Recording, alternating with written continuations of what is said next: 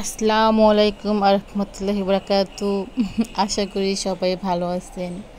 আমিও ইনশাল্লাহ আল্লাহর রহমতে আজ অনেকটাই ভালো আছি।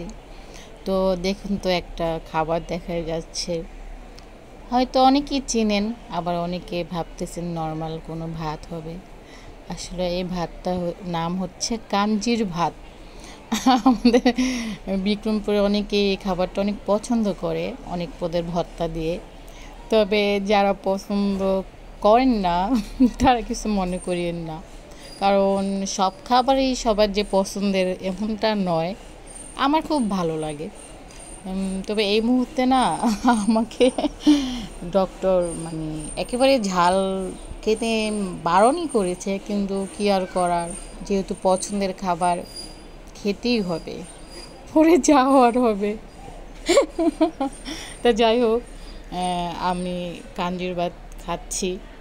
তো যারা যারা পছন্দ করেন আমাকে কমেন্টে জানাবেন যে কারা কারা এই পচা ভাতটা খেতে পছন্দ করেন।